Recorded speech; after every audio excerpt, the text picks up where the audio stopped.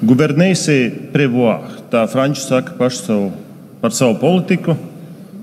Un citiem vārdiem to paskaidrojot, vadīt valsti nozīmē veidot šīs valsts nākotni. Politika ir par to, lai veidotu nākotnes arhitektūru, nevis mēģinātu valsti vest pagātnē.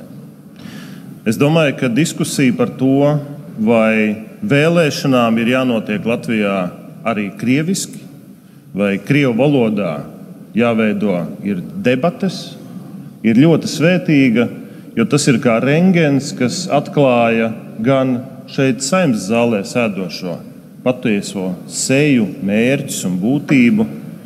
Tas atklāja arī daudzu cilvēku būtību un mērķus, kas atrodas ārpus šīs Saeimas sienām.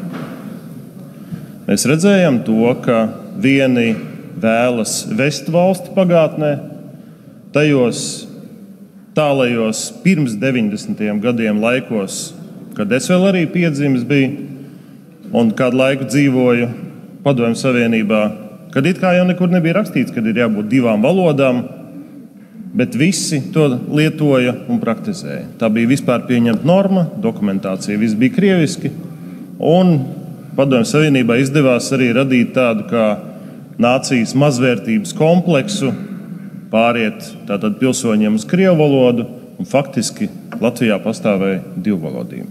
Daži vēlētos tos laikus atgriezt atpakaļ. Tad ir daļa no Saeimas, kas vēlas kaut kā izmanevrēt, izpatikt vieniem otriem, kuriem nav principu un vērtības, viņas satversmi īsti nelasa, un to, kas noteikts, ka šī valsts ir par šīs nācijas valodas pastāvēšanu cauri gadsimtiem, un zvērst arī to esam solījuši svinīgi turēt. Un tad ir daļa, kas ciena Latvijas vērtības, principus un domā par Latvijas nākotnes arhitektūru. Un kāpēc tas ir svarīgi?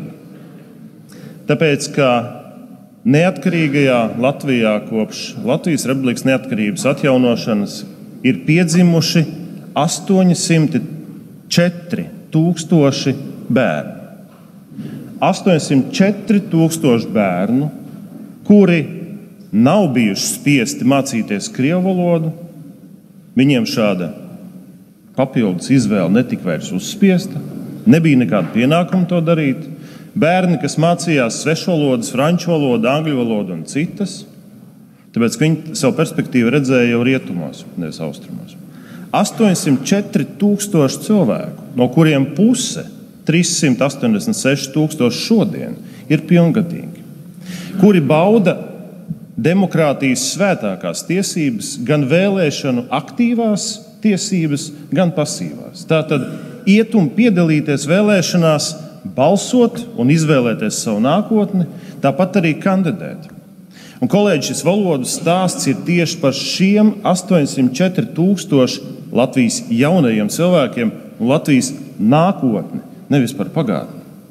Par cilvēkiem kā Gustavs Kilboks, jauniešu Saeimas deputāts, kurš nevar aiziet sacensties krievu valodā debatēs, jo viņš nezina krievu valodu. Un kā var būt prasība neatkarīgā Latvijā izvirzīta iet sacensties ringā, kurā tu objektīvi neesi konkurētspējīgs, tu zaudēsi? Kā var viņi, kā vēlētāji, šie 804,000, izvērtēt politiķu runas, debatēs krievu valodā, lai pieņemtu pareizu lēmumu? Tāpēc šie iesniegtie grozījumi, paralēli tiem, kas pagājušajā nedēļā gāja, paredz skaidru principu šeit konkrēti par sepulu pilnvarām, proti likumprojekts paredz paplašināt sabiedrisko elektronisko plašsaziņas līdzekļu padomes pilnvaras, piešķirot tiesības noteikt valodu izvēli un lietojumu sabiedrisko elektronisko plašsaziņas līdzekļu programmās un pakalpojumos. Sepulps teica, ka viņiem nav šādu pilnvaru, nu tad lūk, ja mēs pieņemsim šos grozījumus, tādas pilnvaras būs. Un tas nenozīmēs iejaukšanos redakcionālajā neatkarībā. Tas nozīmēs to, ka Saeima un arī Sepulps veido skaidru politiku, aizstāvot Latvijas satversmē nostiprinātās vērtības un principus, aizstāvot latviešu valodu kā vienīgo valodu, to 804,000 Latvijas jauno cilvēku vārdā. Paldies!